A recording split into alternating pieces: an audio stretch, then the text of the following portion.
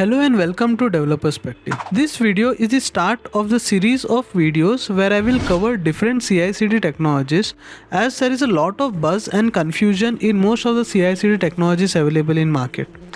There are very few contents online which speaks about the exact and precise implementation of CI/CD pipelines. So in this video we will speak about complete CI/CD pipeline using the AWS cloud services. By the end of this video you will have enough knowledge about what is CI/CD, what are the different services available in AWS, and we will practically implement all the CI/CD services in AWS to establish a complete CI/CD pipeline. With that in place, you will have the confidence you need to start with the setup by yourself and to implement the CI/CD in your application. Also, feel free to comment if you need any clarification or help in any of this topic we speak about. Let's first briefly understand what is CI/CD pipeline.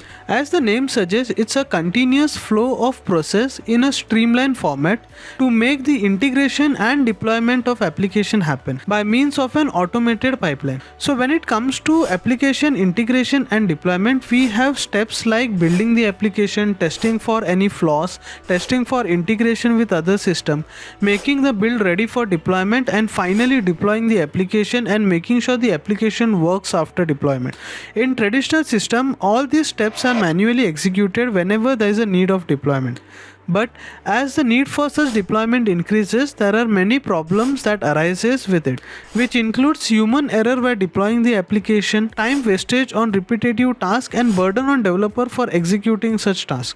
To eliminate this problem and to streamline the deployment process, CI/CD pipelines come into picture.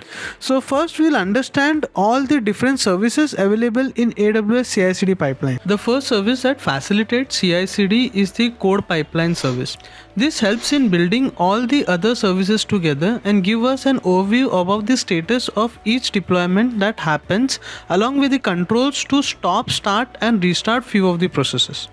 Then comes the AWS commit. It's a managed source control services which helps in managing private Git repository. This is where you store your project source code. You can also opt to use other Git source code tool available in the market instead of Git commit, and it will work completely fine with the CI/CD pipeline of the AWS, but with a few tweaks to identify and capture the event triggers from the source control tool. But for this video we will stick with the available AWS services. The source code from code commit will be read and processed by the next service called as the AWS code build. So code build is responsible to process and build the final artifact from your source code, and then that will be later deployed to the server.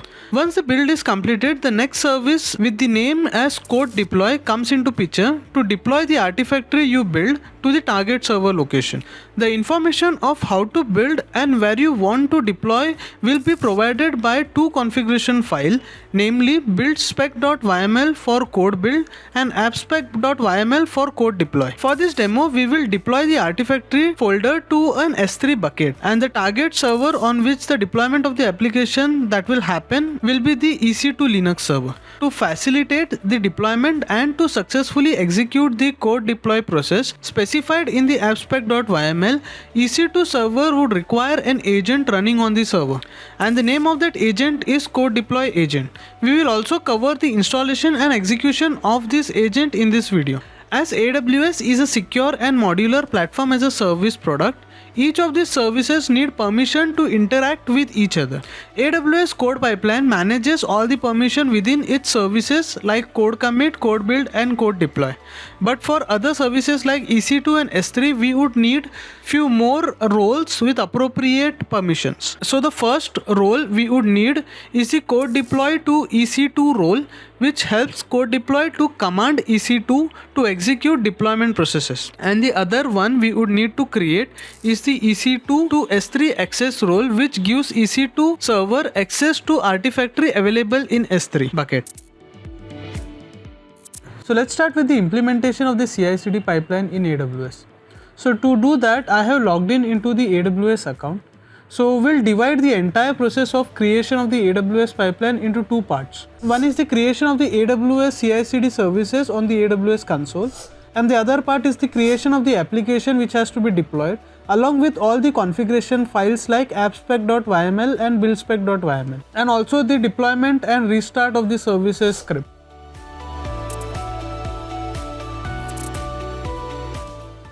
So first we'll start with the code commit. So we'll go to the code commit service in the AWS. And there we'll create a new repository. We'll be creating a very basic application of React and we'll deploy that application to the EC2 server. So to create the React application, we'll name the project as React Welcome Repo. So this would be the name of my repository. So I'll click on the create and this will create the repository. Once your repo has been created, create a new file. Then you can create a file called as readme. Here I'll give the information like this is a welcome app for React.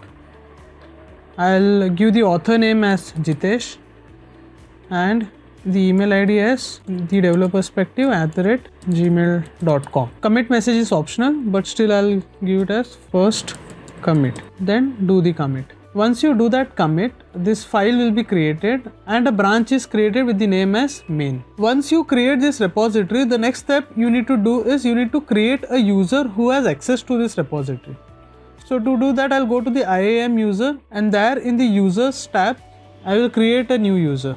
I'll create this user with my name and I may not require this AWS credential, but still I'll go with the password for the AWS console. Then I'll click on the permissions. Here I'll attach a policy and that would be for the code commit. So I'll give myself full access to the code commit. Then click on next, create user. Once you do that, I'll just download the credentials which is stored in the CSV file. Then come back to the IAM console, there you'll find the user getting created. So once the user creation has been done, just open that user. You will find a tab called as security credentials. Just click on that. There you will find something as HTTPS git credentials for AWS commit. Just generate a credentials for you. Once the credentials has been created, you will be given the username and password. Just download the credentials for now. Now you can close this console. So this user now has access to the AWS code commit and all its repository. Using that in the later state, we will check out this project and then add our code into it. Next we'll go to the code build configuration. So just search for code build. Click on the code build. So if you see on the left side, it has all the different stages. The code commit which we just went. We have code artifactory, code build, code deploy and code pipeline. Okay. So what we'll do is we have just created the code commit. Now we'll build the code build. Later we'll create a code deploy configuration as well. Once everything is done, we'll go to the code pipeline. Okay, so that code pipeline is responsible to bind all these entities together. So before we create the build project, first we need to create an S3 bucket. So to do that, I will just quickly open the S3 bucket here. Here you need to create a bucket where you will deploy all your artifactory. So to do that, I'll just click on create bucket. I will name this bucket as React Welcome Bucket. Hopefully I'll get the bucket name. The region will be AP South 1. Everything is to be disabled. You don't require any public access here. The versioning is disabled. You can still enable it because that will help you create versions of the files, but I will not require that now. And then I'll just click on create bucket. I guess the name is not available. So the mistake was I was using capital case. So keep in mind, it should always be small cases. So this bucket has been created with the name as React Welcome Bucket. So now I'll come back to the AWS code build. So here I'll just click on create build project. I'll name this project as React Welcome Build, and then below we have few sections to fill in. So the first section is the source. So you need to specify which is your primary source from which the build has to be created and the repository has to be pulled from. Okay, so I have selected AWS code commit here. You have other options as well. You can get it from Amazon S3, GitHub, Bitbucket and GitHub Enterprise. So you select AWS code commit here, and here you will be specifying the repository which you want to pull the code from. So this would be the React Welcome repo. I need to specify which branch the build would be polling for. Okay, so I'll be selecting the branch name as main, which we just created. Okay, you can also specify a specific commit if you want to restrict it to few commits. You can do that by providing the commit ID here. Will not require that for this configuration. Then you need to specify the image which will be used as the environment on which the code will build the application. Okay, so you can select any of the operating system. For now, I'll be just going with the Amazon Linux 2. You can specify the runtime configuration, that would be standard. Then the image, you can select any of them. I will select the first one, and it says image version, always the updated one. Okay, I don't require specific permissions or flags for Docker image as of now, because it would be a very plain React application, so we'll not use that. And if you see, this will create an automated role for us for the build to work. So this will allow the code build to access a code commit and deploy all its artifactory to the S3 bucket. Okay, so all those accesses and the role permissions will be available when I create this project via the service role. Okay, so once the project has been built, the service role will be created and automatically attached to this build project. Then you need to specify the name of the file which you will use as the configuration file.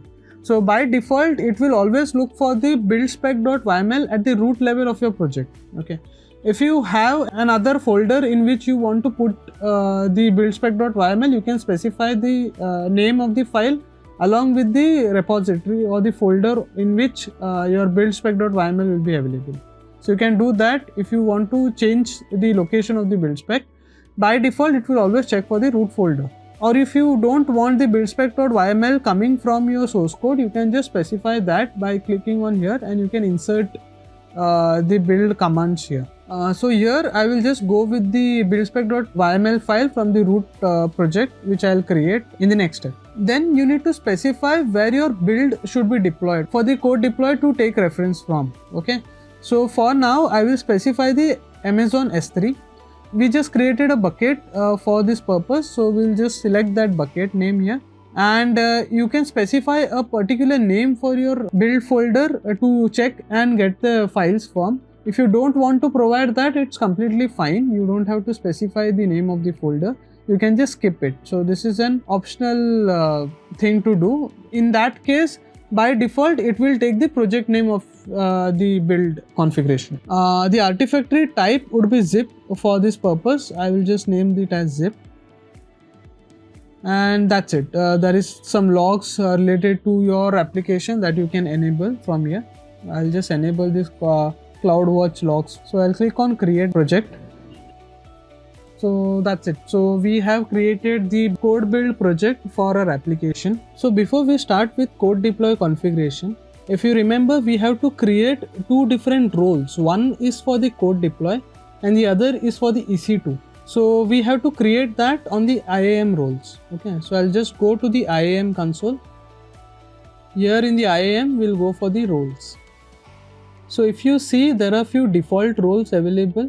Other than that, this is the role which got created because of the code build configuration which we did just now. Okay, so we need to create two more roles. One would be for the code deploy and other is for the EC2. Okay, so we'll click on create role. So here first we'll create the role for code deploy. So you need to select code deploy here. Once you select that, so you need to click the first one, which represent to allow code deploy to connect to all the AWS services. There are other configuration which is specific to Lambda and ECS. For now, we'll go for the first configuration. Then you click on next. So there are predefined permissions available and that is attached to the policy. And you just click on next. Then you need to specify the role. So for here, we'll just name this as code deploy service role and we'll just create this. Okay.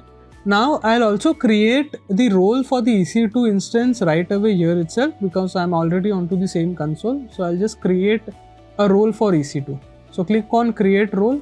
Here now select the EC2. Then click on next. You need to select S3 here and this will filter out all the permissions available for S3. You will find something called as Amazon S3 full access. Okay, so I'll give full access to the EC2 server. Then just click on the next button. We'll name this as EC2 S3 access role. Okay, so you can update this configuration as per your requirement. I'll just keep it as it is and then click on create role. So once you are done with the role creation, you will find 2 extra roles getting added here. So one is the code deploy role and the other one is the EC2 role. So now we need to create an EC2 instance. So to do that, I'll go to the EC2 console. So here if you see, there is launch instance. So I'll just click on that and launch an instance. So for this application, I'll just create an EC2 instance with the name as React Welcome EC2. Okay, and the number of instance would be 1. The type of instance would be T2 micro, the lowest version. Okay, and the AMI will be Amazon Linux 2. Here you can keep all the configuration as is. I'm just using the free tier one, the T2 micro one. You can specify a key pair. For this purpose, I will just create one key pair. So I'll name this as React EC2 key pair. So I'll just create an PPK file and then download it. Okay, this will automatically create the file and get it downloaded. And along with that, I have just selected the key pair here, and I do have access to the key pair which has been downloaded. The other one is you need to specify the security group. So for this application, I'll be installing an HTTPD. So I'll be providing the internet access to the HTTP traffic. Just click on advanced details. Here you need to specify an IAM role. This would be required for your EC2 instance to be able to connect to the S3 bucket. So for that, we have just created an role. If you remember, that's an EC2 S3 access role. So we'll just select that here. Once you are done that, there is something called as user data. There are a lot of configurations which has to be done, like installation of the HTTPD, restarting of the HTTPD, then installing the code deploy agent to the EC2 server. So all these things has to be done one by one. Okay, so instead of doing that one by one, I have just created a user data. So let's see what I am putting into the user data. So first of all, we update all the applications in Yum. Then we install the Ruby and the wget libraries. Once you're done with that, you have to go to the EC2 folder in the home directory. So there we'll check out the agent, that is the code deploy agent. So this is the URL where you can have the agent's configuration code available. So in here, the only replacement you need to do is your regions. So as of now, I'm using the Mumbai regions. That is why it's AP South 1 here as well as in here. Okay, so you have to replace that with whatever region you are working with. Then followed by the installation of the code deploy agent, and then you need to start the agent. Okay, this is just to check the status of the agent if it is running or not. Once you're done with that, I require a web server to be installed on the server so that I can deploy the web application onto that web server. So to do that, I'm installing the HTTPD web server. So this is the command used to install the HTTPD web server. Once the installation is done, it will just start the web server and it will enable it for the reboots as well. Once that is done, I need to change the permission of the HTML folder. That is nothing but the var www HTML folder. So I am updating the permissions onto that folder. Okay. So these are the basic commands available in the user data configuration of the EC2 server. So I'll just copy this and paste it to the user data configuration here. Once you're done with that, I will just launch this EC2 instance. So this will take couple of minutes. It's still provisioning. So we'll wait for some time for this to provision. It may take a bit more time as it requires to execute all the user data configuration which I have provided. So it involves all the installation and updation of the server along with starting all the different services like the HTTPD and the code deploy agent. Okay, so all the checks has passed here. Okay, so just we'll click on this. This will give us the URL. As we have already updated the security group, hopefully we should be able to access the HTTP URL for the application. So when I hit it, yeah, it is working. So the default page of the HTTPD is available onto the 80 port of this URL. Okay, so we have completed the EC2 configuration. Once the EC2 configuration is done, we have to come back to the code deploy configuration. So we'll search for code deploy, click on code deploy. So if you see in the code deploy, we have the deployment which points to the deployment history, and other one is the application. Just click on the application. Here you need to first create the application. So I'll name this application as React Welcome Deploy Task. Okay, and I'll select the platform as EC2. Okay, and I'll create the application. Once you create the application, you need to then create a deployment group. So just click on deployment group. Here you need to specify the deployment group name. So for this application, we'll be using React Welcome Deployment Group. Then you need to specify the service role. So if you remember, we have created two service roles. One is for EC2 and the other one is for the code deploy. Okay, so the EC2 one we have already used. So now we'll use the code deploy role. So I'll select this. Then there are different type of deployments. One is in place and other one is blue-green. Okay, in blue-green, what will happen is both of the instance, whatever the update which is required to happen, that will go and it will replace and create a new environment altogether, keeping in the older version available. This is just to make sure that the deployment doesn't cause any effect to the end user. Okay, but for now we'll go with the in-place deployment type. Then you need to specify the environment configuration.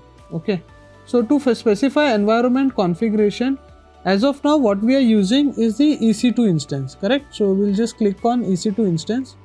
Here you need to specify the keys. Okay, so for example, here we have the key as name.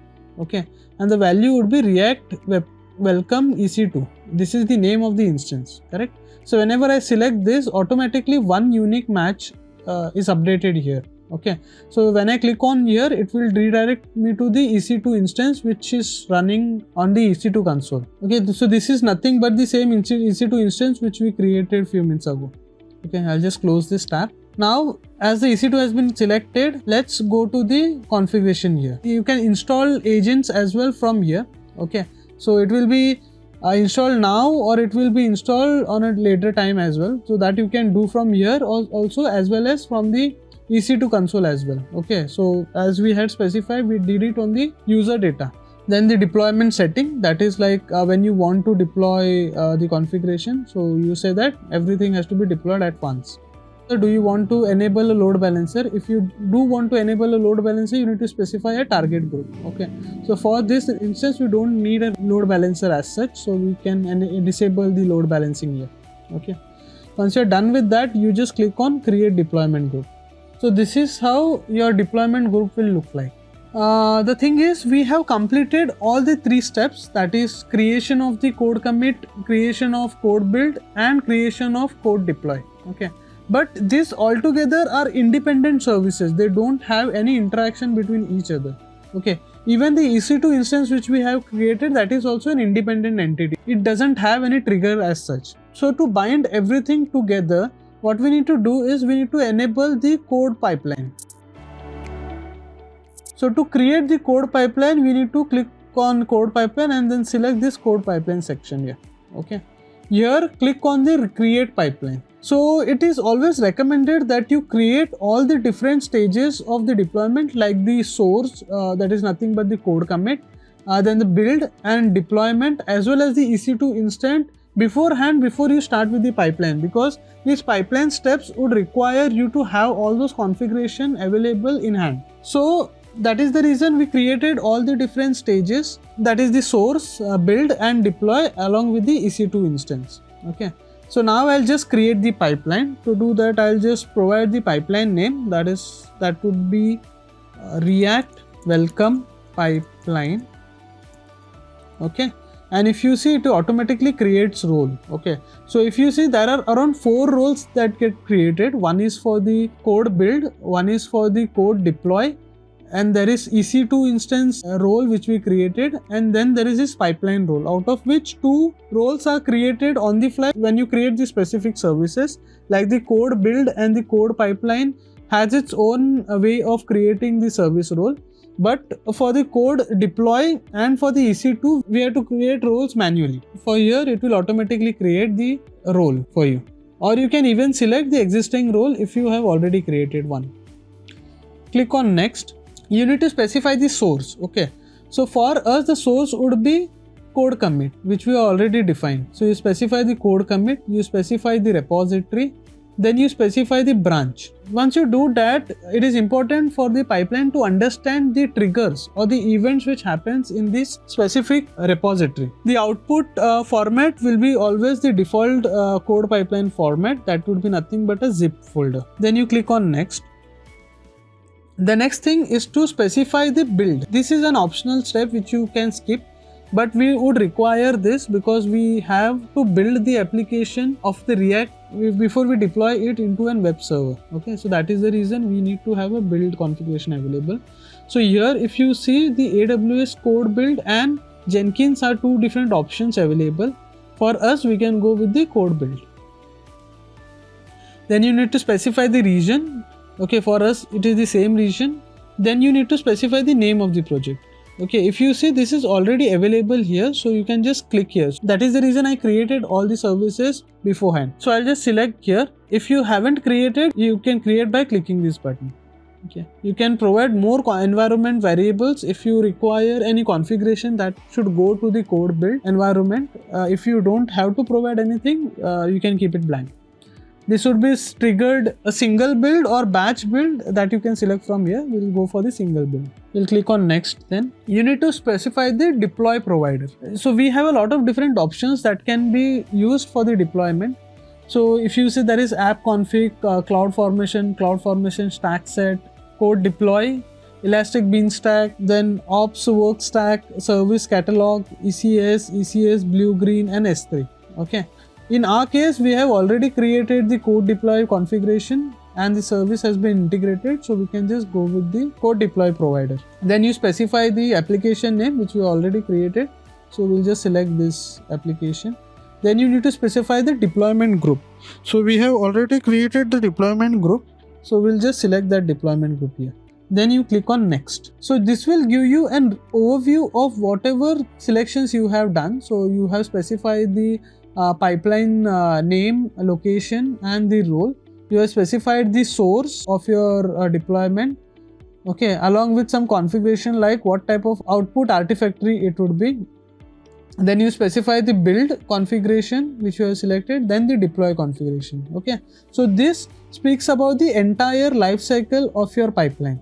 Okay, so when you click on create pipeline, the entire pipeline will be binded together and it will interact with each other accordingly. So now when you see the pipeline, this is how the pipeline would look. So this has source, this has build and this has deploy levels, okay, or stages.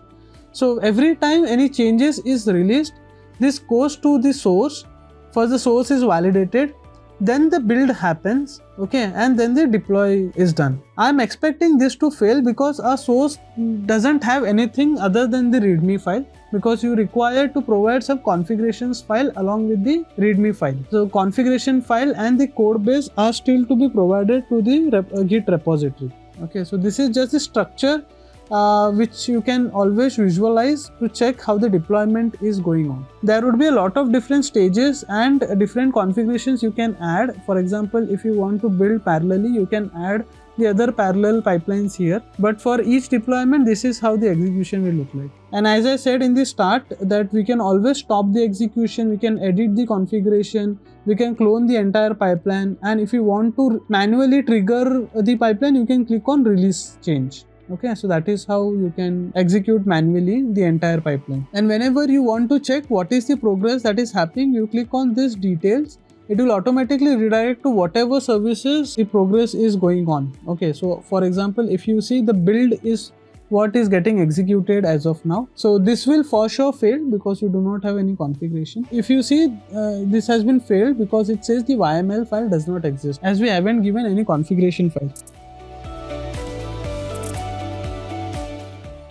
So to start with the implementation of the application and the configuration required for the CI/CD pipeline, I'll go to one of my folders and create a new folder with the name as React Welcome App. In the React Welcome App, I will create a basic React application using the npx command. Okay, so npx create React App and the folder would be this folder itself. So when I click that, it will start creating the React application for me, which includes all the package.json and a basic file along with all the dependency imported. So this may take a couple of minutes. So the creation of the app is completed. So if you see the directory level, you will find a lot of different files getting created, like the gitignore, the modules has been created, the package.json has been created.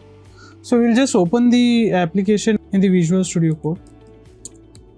So if you see the folder, it has public folder, the resources folder and the node modules. Along with that, we have package.json, readme file via the npx library, and there is gitignore. Okay, if you see the source file, you will have the app.css, app.js and all the different JavaScript files are available along with the CSS.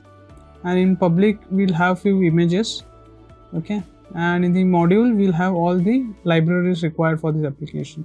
Okay, so we can go to the package.json and you will find all the configuration and the dependencies that has been added. We can go ahead and run this application and see what happens. Clear the terminal and do npm start.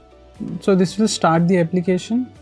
So when you start this application will host a basic web page which will speak about the React, and this is the application which you want to get deployed to the EC2 server. So now let's go to the code commit. So here we have the repository in place. So we'll just click on the repository, and from here we'll copy the HTTPS URL. So the URL has been copied. Now I'll come back to the terminal, and here I will execute the command git remote add origin followed by the URL. It will specify the remote git repository which will get bind to this application.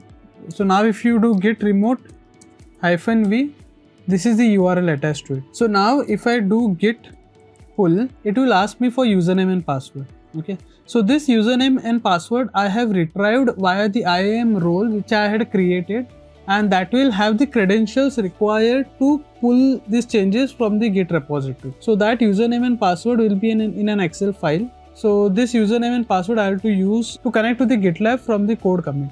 Okay, so I'm just showing this username and password in this video because I'll be deleting this right away once the video recording has been completed. You make sure that you do not share this username and password with anyone. So I'll give the username and password and click on OK.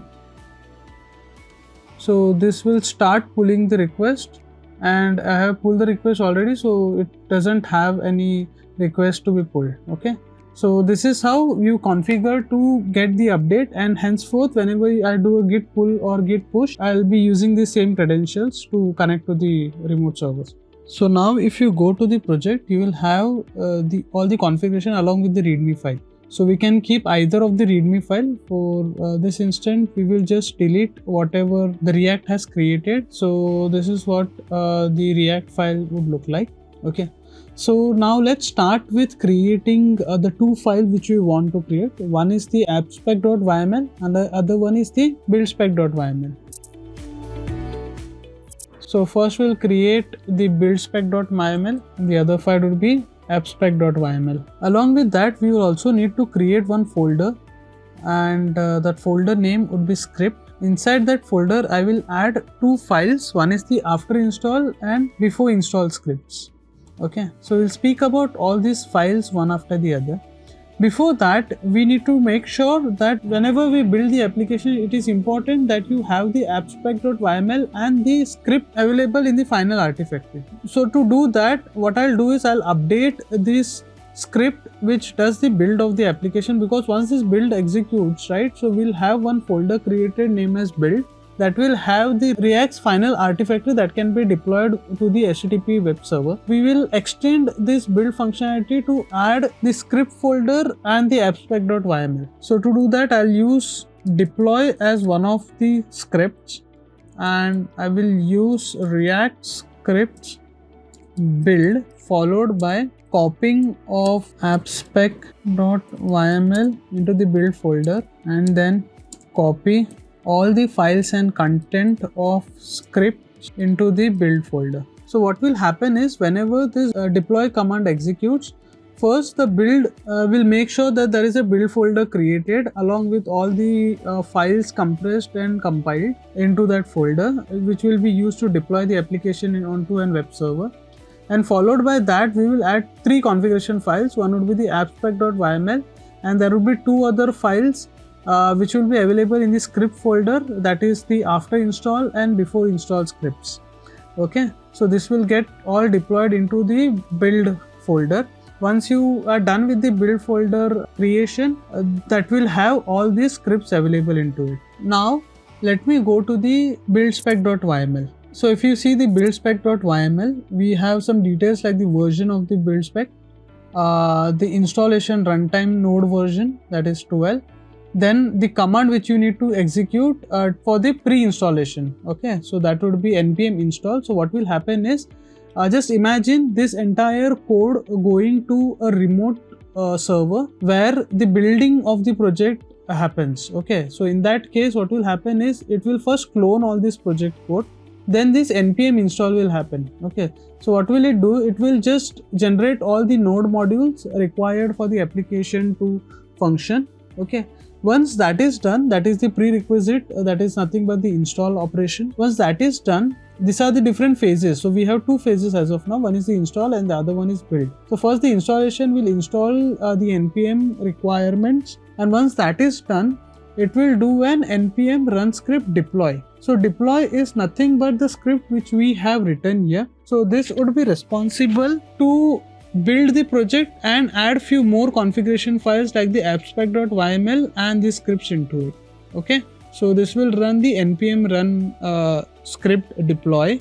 Once that is done, we need to specify what all things should go to the Artifactory. So in the artifact, we will specify that this file should be present in the artifact. So once you run this code, right, npm run script deploy, this will create a folder called as build, and inside that whatever the files would be created, that should be considered as the Artifactory. This is the very basic script which we have for the buildspec.yml. Okay, once this gets executed, this will end of the line create one zip which will have all the deployment artifact, and it will be uploaded to the S3 bucket when you do the code build. So buildspec.yml is executed by the code build. Then the next file is the appspec.yml. In the appspec.yml, if you see, we have almost the same structure. We have the version, we have the operating system on which this deployment is happening. Okay, so appspec.yml gets executed once the deployment is completed. Okay, all the deployment files has been moved to the respective target location. This is the script which gets executed. So first of all, you need to specify what is the source of the Artifactory. Okay, so in the S3 bucket, if you remember, we haven't created any path or haven't created any folders in which the Artifactory get deployed. It will always be in the root folder of the bucket. Okay, so that is the reason the source will be the root of the bucket. Okay, so it will copy all the folders, all the files and folders available in the root bucket into this destination folder. So where www.html is the folder on which your HTTPD client is looking for the index.html, correct? So that is where we'll upload the entire code base or the code build for the React. And then the part comes is the permissions, okay, which we have already given. So this is the folder which will be given permission of 777 so that it can upload and execute the files available into the directory. Okay, and there are two hooks available for the before install and after install scripts. Okay, so these are something like, for example, if you deploy an application and if you want to restart those application, you can do those things via the before install and after install script. So if you see, this has three configuration. One is the location of the script where your application will have the execution script, and the other one is the timeout and the run as. Okay, so on our server we have a user called as EC2 user. So that is the user using which this execution will happen. And if you remember, in the buildspec.yml we have also included the script folder which has the before install script and after install script. Okay, so when it goes to the server, the cloud deploy agent is responsible to execute these scripts. Okay, so first what will happen is it will just deploy this code to this location, and once that is done, this will execute this before install and after install script. So in the before install script, there is nothing but a basic level of logs which we are maintaining to make sure that the script has started deployment. So that is like, you specify the home directory, and inside that I'm creating a log folder, and inside that log folder you will find this deployment happening. Okay, So this is how the deployment works. When it comes to the after install script, once this installation has been completed, we are just printing out a message that the installation has been done. Here you can add more configuration details. For example, if you want to restart a service, or if you want to stop the service before the installation and then start the service once the installation has been completed, that you can do using this after and before scripts. So just to do a revision, buildspec.yml is responsible to build the application and generate an artifactory which gets uploaded to the S3 bucket. And appspec.yml, what it does is, once the Linux server has pulled the data from the bucket, it will move that from this root bucket folder into the specific destination folder, which will be our web server's root directory. And from there, the before script and after script will execute. Okay. So all our source code will come to this specific folder, and then the before script and after script will execute the required script to make sure the restart of the application happens. When you do the build, you need to add the appspec.yml and the scripts into the final build. So once we are done with all the changes of the configuration and the scripts, commit all the changes and push it to the Git repository. So to do that, we will do git add all followed by git commit adding React project, and we'll do git push. Once we are done with the push, come back to the repository and just refresh and verify if you have all the code available in the repository. So you will find all the public script, SRCs and all the appspecs.yml available here. So the next step you need to do is you need to go back to your CI/CD pipeline and see how the CI/CD pipeline is functioning. If you notice, as soon as you push in the commit, the CI/CD pipeline has started. Okay. So just open the pipeline, and if you see the first step, that is the code commit, has been successfully executed. We are waiting for the code build to happen. So now if you just click on these details, it will open up all the progresses which are taking place. Okay, so you can just check the phased details. So it has been submitted and it is queued. You can go for the reports if there is any. We'll have the environment variable here, build details here. So all the details about the environment and the VPCs and the artifactory which should be created here. Then the resource utilization. Okay, so this is just the matrix coming from the CloudWatch about the resource utilization for this build to happen. Basically, this in the background creates an Linux server of a kind and then executes your command to make sure it does the building of things and then deploy whatever the artifactory is created onto the S3 bucket. So it will take a bit of time to complete this process for the first time, because it is doing all the installation of your npm packages. So if you see, these are all the live logs which we are getting. So you can observe that first it will download the source code, then an npm install will happen, and this will install all the required details. And if you see, there is some problem with the flow type.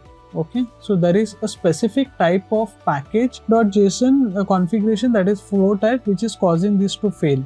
Okay, so this is one of the problem with the npx command. While creating of the React application, there is ESLint configuration available in the package.json. So that is creating this problem.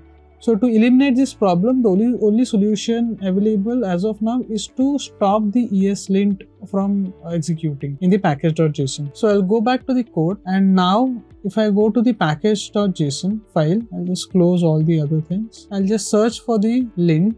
ESLint. If you see, this is the configuration to enable ESLint. For the time being, I'll just remove this configuration and I'll do the commit from here. So I'll just add this change, putting in the comment as removing JSLint, okay, and synchronizing. So this is nothing but I am pushing the changes to the Git remote repository. So once the commit has gone through, if you see, the build may have started again, the second level of build. Okay, yeah. So the third time the build is happening. The first time is when you created the entire pipeline for the first time. The second time is when we committed the codes just few minutes ago.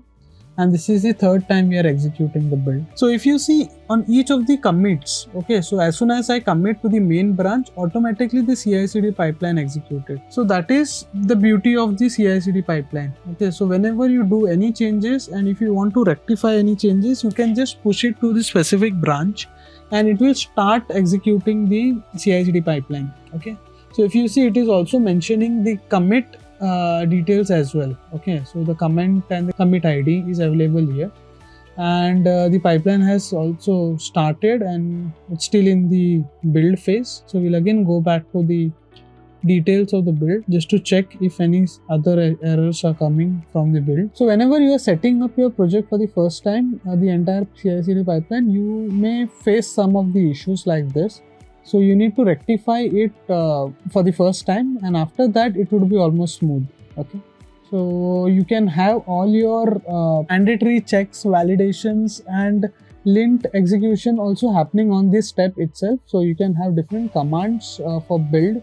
So that said, all the validations will happen even before the deployment goes through. If you want your pipeline to have all different type of authentications and verifications and validations done on your source code, you can do it using this stage. Okay, so now the build has started for the production build, and if you see, hopefully this has successfully executed the build. Yeah, so it has succeeded. Now it is going to the third step, that is nothing but your deployment stage. Okay, so let's go back to the pipeline and see what is happening on the stages. So source has been completed, the build has been completed, now it's in the deployment phase. If you want to see details of what is going on with the code deploy, you can just click on the details here, and I believe this has also successfully executed and deployed to the server. So that said, I believe this entire process has been successfully executed. So we'll just go to the pipeline just to confirm. Yeah, the successful deployment has been done. So the first thing we need to do is check the S3 bucket. If we have the S3 bucket updated with the new Artifactory. So we'll go to the S3 bucket first and see how the Artifactory looks like. So as you can see, it has created a bucket called as code pipeline app south1 and a number. Okay, so basically what happened is code deploy, what it did is it created a bucket of its own. Okay, and within that bucket it just deployed the application to that bucket. Okay, so that is nothing but the React welcome pipeline, name of the application, and inside that, if you see, the build artifact is the folder which will have this type of file into it. Okay, so this file, if you just download and check it out, if you open the folder, you will find that there is this build folder added to it. Okay, and inside the build folder you will have everything. This is the deployment package which goes to the server. Now let's go to the EC2 terminal and see what has happened there. Okay, so if you go to the EC2 server and go to the running instance, you will find this URL. Okay, so once you just copy this URL and if you paste it onto the browser, you will find the deployment has successfully executed. So this is the welcome page of the React application, correct? So this has been successfully deployed on the EC2 server. If you want to go and see inside the EC2 server what is happening, you can just log in from here. So I'll just click here and connect. You will see that inside the var www html folder, the application code has been deployed. Okay, if you see, all the application code has been deployed, which was from your local file, and you can check out the logs as well in the log folder.